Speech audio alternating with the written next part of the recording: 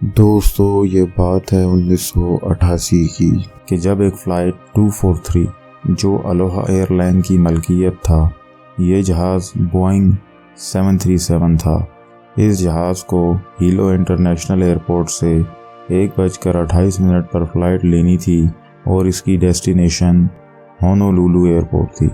اس دن موسم کی صورتحال بالکل ٹھیک تھی اور جہاز میں بھی کسی قسم کی کوئی فنی خرابی کے آثار نہیں تھے۔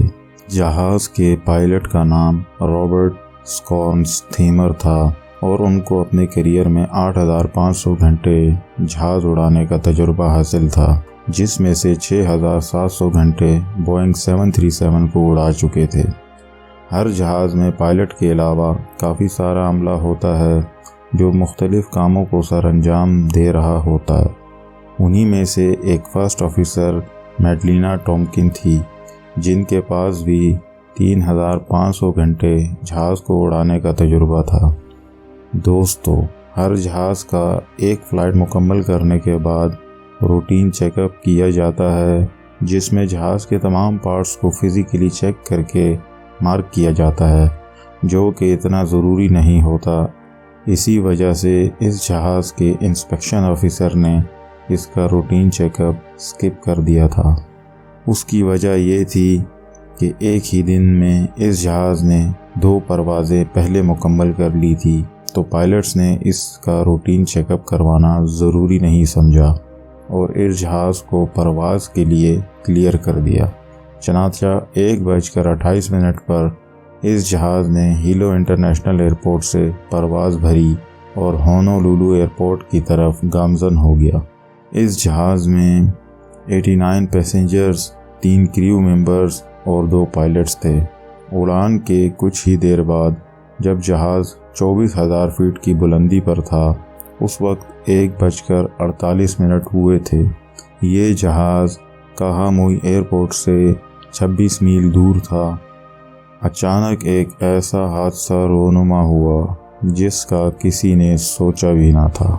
ناظرین، جہاز میں موجود مسافروں اور پائلٹس کو عجیب و غریب قسم کی آوازیں سنائی دینے لگی، جیسے کہ کسی سوراخ سے تیز ہوا جہاز میں داخل ہو رہی ہو، اور پھر دیکھتے ہی دیکھتے جہاز کی چھت کی لیفٹ سائڈ ٹوٹ گئی اور جہاز سے الگ ہو گئی، جس کی وجہ سے جہاز کے اندر اور باہر کا ایئر پریشر سیم ہو گیا اور ایک چھوٹا سا سوراخ 19 فٹ میں تبدیل ہو گیا۔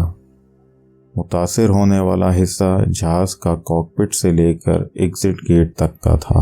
پائلٹس کو کچھ سمجھ نہیں آ رہی تھی کہ آخر کیا ہو رہا ہے۔ پائلٹ کو ایسا محسوس ہونے لگا کہ جیسے کوئی اس کے جہاز کو پیچھے کی طرف کھینچ رہا ہے۔ جب اس نے مڑ کر دیکھا تو جہاز کی چھت کے حصے ٹوٹ کر ہوا میں بکھر رہے تھے۔ اسی دوران جہاز میں موجود تمام مسافروں نے آکسیجن ماسک پہن لیے تھے۔ اتفاق کی بات یہ تھی کہ جب یہ حادثہ رونما ہوا تو تمام مسافروں نے سیٹ بیلٹس پہن رکھے تھے۔ بدقسمتی سے ایک ہی ایئر ہوسٹس ایسی تھی جو سیٹ پر نہیں بیٹھی تھی، اور ہوا کا دباؤ اس قدر تھا کہ اسے اڑا کر جہاز سے نیچے گرا دیا۔ پائلٹس جہاز میں موجود ایئر بریک کا استعمال کرتے ہوئے جہاز کو کنٹرول کرنے کی کوشش کر رہے تھے۔ انہوں نے جہاز کو کسی حد تک کنٹرول بھی کر لیا تھا۔ ابھی یہ جہاز کاہاموئی ایئرپورٹ سے 26 میل کی دوری پر تھا، اور جس وقت پائلٹس کا کنٹرول ٹاور سے ہنگامی لینڈنگ کا رابطہ ممکن ہوا، اس وقت جہاز کی بلندی صرف 14,000 فٹ تھی۔ پائلٹس نے ایئر بریک کو بند کر دیا اور جہاز تیزی سے ایئرپورٹ کی طرف آنے لگا۔ کیپٹن نے جہاز کے لینڈنگ گیئرز کھولنا چاہے تو وہ سسٹم بھی خراب ہو چکا تھا۔ ابھی اس مشکل سے نکلے نہ تھے کہ جہاز کے لیفٹ انجن میں بلاسٹ ہوا اور وہ بھی ڈیمیج ہو گیا۔ دوستو، ذرا سوچئے، اس وقت پائلٹ سمیت تمام مسافروں پر کیا گزری ہوگی۔ صرف اوپر ایک اللہ ہی تھا جو انہیں بچا سکتا تھا۔ پائلٹس نے ہار نہ مانتے ہوئے اور اپنی حاضر دماغی کا ثبوت دیتے ہوئے جہاز کے رائٹ انجن کی ریورس تھرسٹ کی مدد سے جہاز کو ایئرپورٹ پر لینڈ کروا دیا اور وہ بھی کسی جانی نقصان کے بغیر۔ جہاز کے لینڈ ہوتے ہی امدادی عملہ مدد کو پہنچ گیا۔ اس حادثے میں صرف ایک ایئر ہوسٹس کی جان گئی جس کو ہوا کے پریشر نے نیچے گرا دیا تھا۔ بہت سارے مسافروں کو جہاز کے ٹوٹے ہوئے حصوں اور ہوا کے پریشر کی وجہ سے چوٹیں پہنچی، پر اللہ کے کرم سے وہ سب سلامت تھے۔ جو لوگ زخمی تھے ان کا ہاسپٹل میں ٹریٹمنٹ ہوا اور وہ اپنی اپنی منزلوں کو پہنچ گئے۔ بعد میں جہاز کو زیادہ ڈیمیج ہونے کی وجہ سے ڈسمینٹل کر دیا گیا اور اتنے بڑے حادثے کی وجہ جہاز کے عملے کو بنایا جا رہا تھا۔ جب انویسٹیگیشن مکمل ہوئی تو پتہ چلا کہ اس حادثے کی وجہ یہ تھی کہ یہ جہاز ضرورت سے زیادہ ٹیک آف اور لینڈنگز کر رہا تھا۔ ساتھ ہی ساتھ ایک مسافر کا کہنا تھا کہ جب وہ جہاز پر سوار ہوا تو اس نے جہاز کی چھت میں ایک کریک دیکھا، لیکن اس نے اس بات کو اگنور کر دیا۔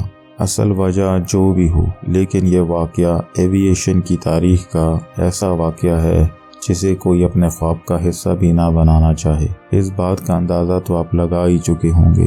دوستو، آج کی اس ویڈیو سے ہمیں یہ سبق ملتا ہے کہ انسان جتنی بھی ترقی کر لے یا ٹیکنالوجی میں سب سے آگے بڑھ جائے، رہتا وہ خدا کی بنائی ہوئی حدود میں ہی ہے، اور جس کا وقت پورا ہو اسے جانا پڑتا ہے۔ کیسی لگی آج کی ویڈیو؟ اسے لائک ضرور کیجیے گا اور ہمارے چینل یلو بکلیٹ کو سبسکرائب کرنا نہ بھولنا۔ تو ملتے ہیں اگلی ویڈیو میں، تب تک کے لیے دیجیے اجازت۔ اللہ حافظ۔